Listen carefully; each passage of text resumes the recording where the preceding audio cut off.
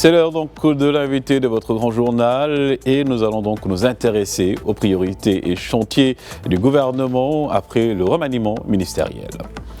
Et pour en parler, donc, nous retrouvons en direct de Rabat Ali Larichi, doyen de l'Institut des sciences politiques et juridiques à Moundiapolis.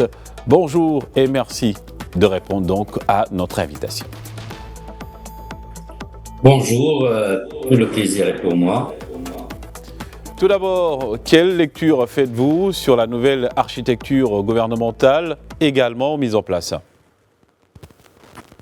Et par rapport à la nouvelle architecture gouvernementale, nous avons d'abord remarqué qu'il y a eu des changements au niveau de certains ministères et surtout qu'il y a aujourd'hui l'implémentation de secrétariats d'État, de secrétaires d'État, ce qui fait quand même une nouveauté par rapport au gouvernement Arnouch 1, où il n'y avait pas presque de secrétaire d'État. Donc, c'est déjà une nouveauté. Nous avons aussi, par rapport à cette architecture, beaucoup de ministres qui ont gardé leur place et d'autres c'est-à-dire qui ont été remplacés. Par rapport au ministère c'est-à-dire que nous avons les nouveaux ministres, nous avons des secteurs très, très importants, notamment celui de la santé, celui de l'éducation nationale, de l'enseignement supérieur, et puis, bien sûr, il y a aussi d'autres ministres.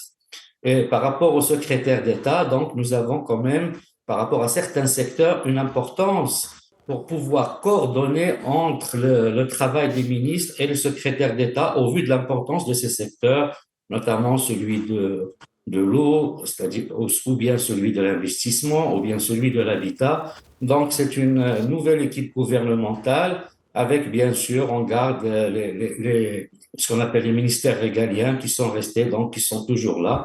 Et ça donne un nouveau gouvernement avec peut-être de nouvelles perspectives et surtout par rapport à certains secteurs.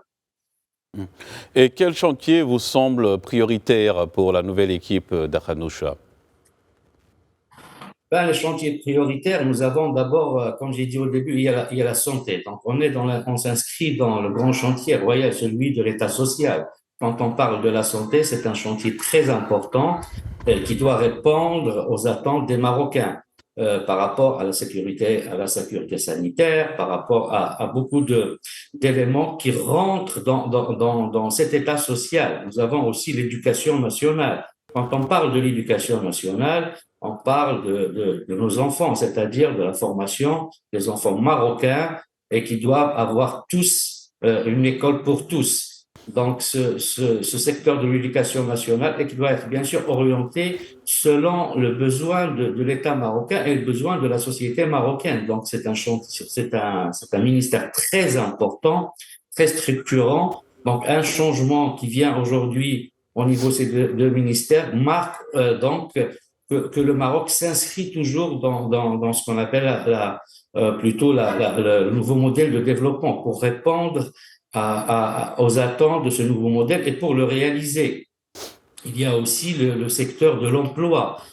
Nous savons que l'emploi, il est très important. Il y a eu, il faut le dire, l'augmentation du taux de chômage. Il y a eu aussi, par rapport à l'emploi des besoins, on a une population jeune, une population marocaine qui doit être insérée au niveau du travail. Et le ministère de l'Emploi et des petites et moyennes entreprises ou le secrétariat d'État va dans ce sens-là, doit aller dans ce sens pour pouvoir permettre aux Marocains, aux jeunes Marocains, qui, comme j'ai dit, le Maroc est une population jeune, c'est-à-dire d'avoir un emploi et aussi donc de construire ensemble notre Maroc. Il y a l'investissement. L'investissement, c'est un ministère très important. Le Maroc est un pays qui est leader aujourd'hui au niveau de l'investissement par rapport à sa région.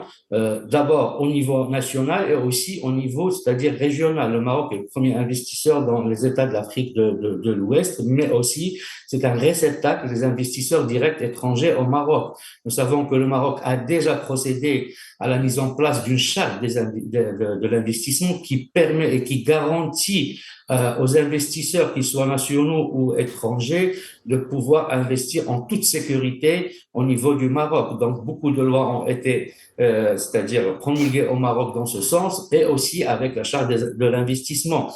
Nous savons que le Maroc va organiser la Coupe d'Afrique donc 2025 et aussi la Coupe du Monde. Donc quand on parle d'investissement, c'est beaucoup d'investissement au niveau des infrastructures, au niveau de tout ce qui accompagne l'organisation d'événements internationaux et mondiaux. Donc les investisseurs vont arriver encore plus au niveau du Maroc et ce ministère doit aller dans ce sens d'encourager les investissements. Et quand on parle d'investissement, c'est aussi la création d'emplois. Donc il y a beaucoup de, quand on parle aussi par rapport par exemple au secrétariat de, pardon, au niveau de ce qui concerne l'eau, nous savons que nous avons un problème de stress hydrique avec toutes ces années de sécheresse, avec une utilisation de l'eau parfois et qui était trop, on va dire, trop accru et qui fait que le Maroc vit un problème au niveau de l'eau, ce qu'on appelle le stress Justement, hydrique.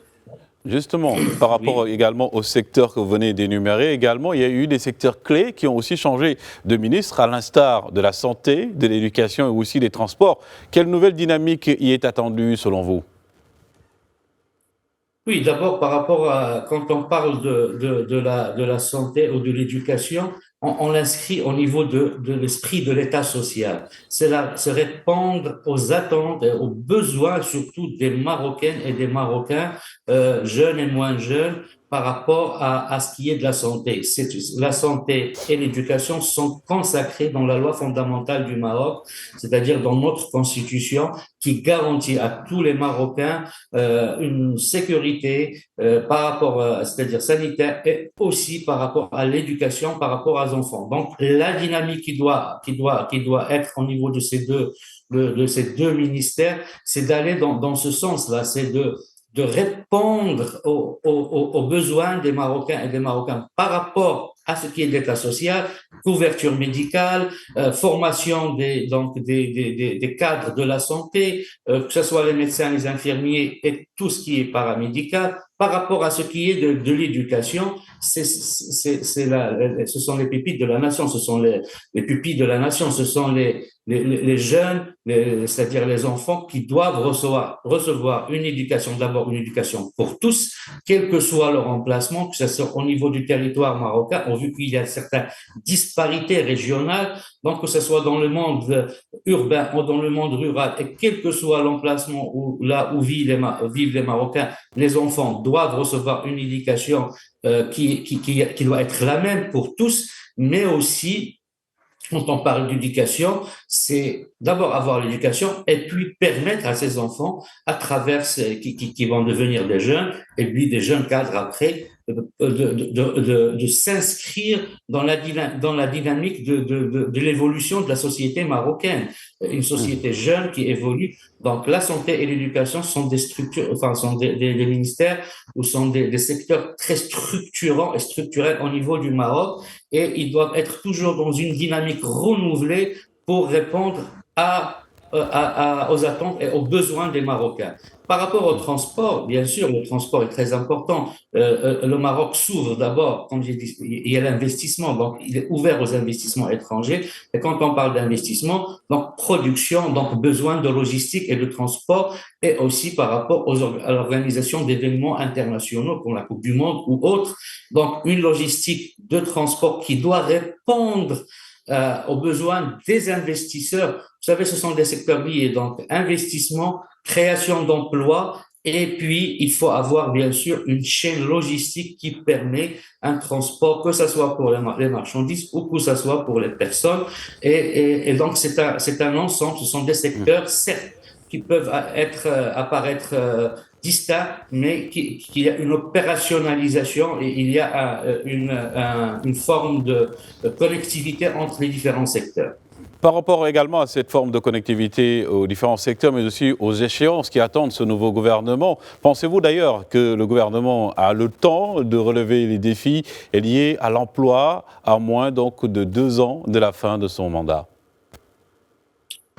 C'est pas très facile, il faut le dire, parce que déjà, dans 2 ans, c'est les élections. Quand on parle des élections, c'est l'année prochaine. Déjà, on parle d'une année électorale, donc l'année prochaine. Il faut que la dynamique soit très, très accélérée pour pouvoir répondre à la problématique de l'emploi, parce qu'il faut le dire, il y a une problématique au niveau de l'emploi. D'une part, et il y a une population jeune aussi d'autre part qui doit être insérée dans le domaine, c'est-à-dire dans le secteur du travail, doit trouver un travail. Donc, une année et demie ou 2 ans, c'est pas une longue durée. Donc, la dynamique doit être accélérée et surtout qu'il y ait des élections après, parce que les élections, c'est le moment où les électeurs, nous autres, Marocains et Marocains, qui vont aux urnes pour voir est-ce que un Tout à fait. gouvernement a répondu aux attentes qu'il a promis il y a donc lors des élections. Tout à fait. Les attentes donc sont nombreuses par rapport à ce nouveau gouvernement. Ali Larichi, merci. Je rappelle donc que vous êtes doyen de l'Institut des sciences politiques et juridiques à Moundiapolis. Et donc,